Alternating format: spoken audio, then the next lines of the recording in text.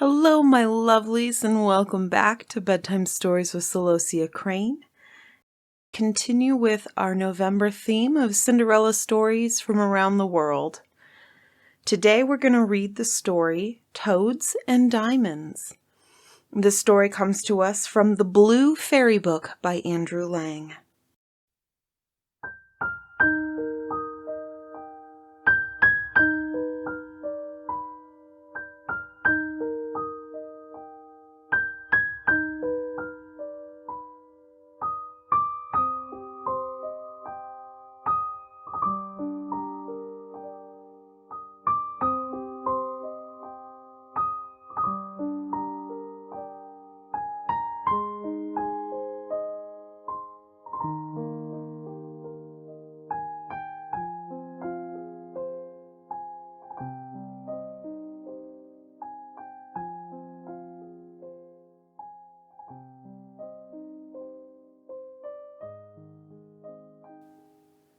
There was once upon a time a widow who had 2 daughters. The eldest was so much like her in the face and humor that whoever looked upon the daughter saw the mother. They were both so disagreeable and so proud that there was no living with them.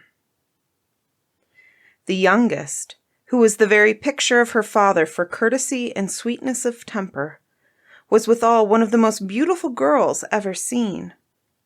As people naturally love their own likeness, this mother even doted on her eldest daughter, and at the same time had a horrible aversion for the youngest.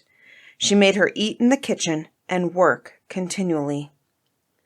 Among other things, this poor child was forced twice a day to draw water above 1.5 miles off the house, and bring home a pitcher full of it.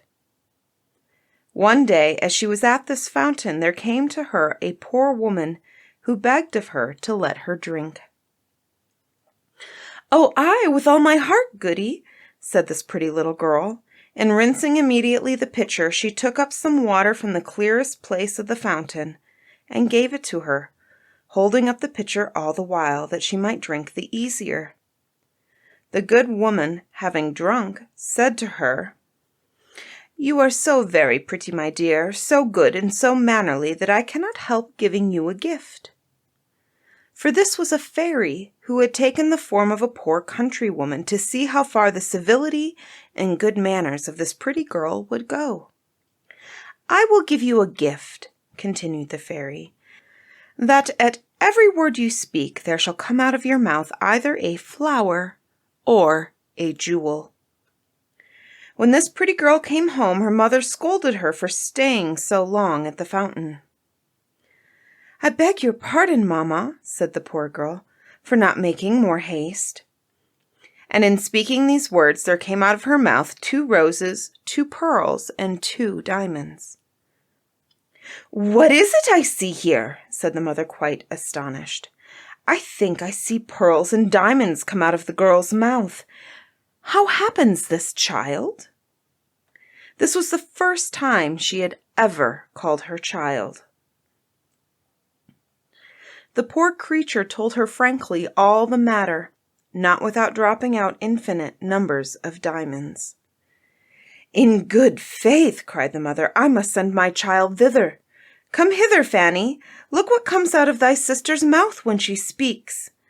Wouldst not thou be glad, my dear, to have the same gift given thee?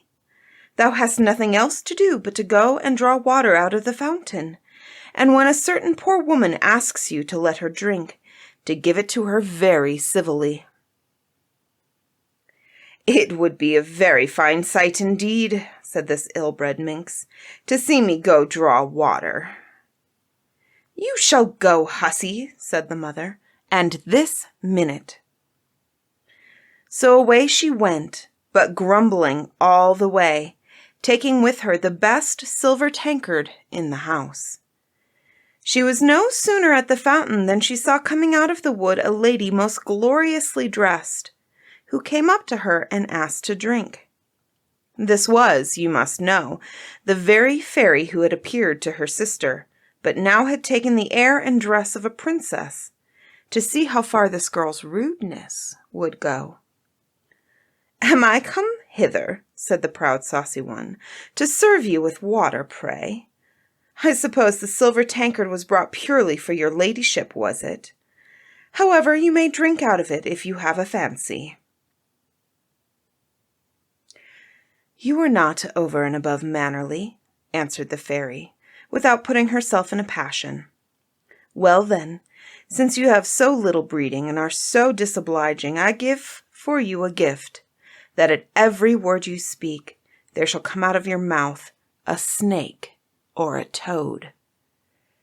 As soon as her mother saw her coming, she cried out, "Well, daughter?" "Well, mother," answered the pert hussy, throwing out of her mouth 2 vipers and 2 toads. "Oh, mercy!" cried the mother. "What is it I see?" "Oh, it is that wretch her sister who has occasioned all this, but she shall pay for it." And immediately she ran to beat her. The poor child fled away from her and went to hide herself in the forest, not far from thence. The king's son, then on his return from hunting, met her, and seeing her so very pretty, asked her what she did there alone and why she cried. "Alas, sir, my mamma has turned me out of doors." The king's son, who saw 5 or 6 pearls and as many diamonds come out of her mouth, desired her to tell him how that happened.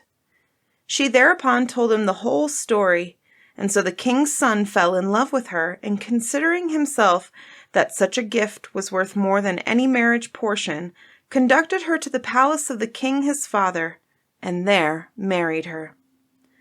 As for the sister, she made herself so much hated that her own mother turned her off, and the miserable wretch, having wandered about a good while without finding anybody to take her in, went to a corner of the wood, and there died. And that is the tale of Toads and Diamonds from the Blue Fairy Book by Andrew Lang. Where do you think we're going to go next?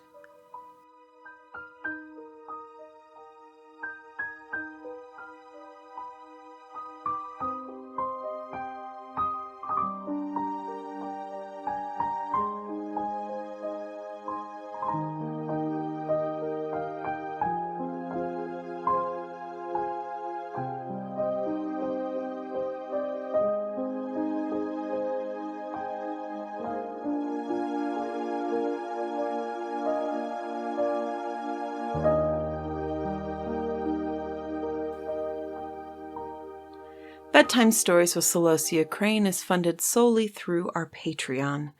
If you have been enjoying this podcast, please consider going to patreon.com/Lantern Audioworks and becoming a supporter for as little as $3 a month. This will gain you access to all of my podcast episodes early, as well as NJ Sullivan's audiobook projects, our mutual podcast that we host, Punks in the Library, as well. So please consider going to patreon.com, that is patreon.com/Lantern Audioworks.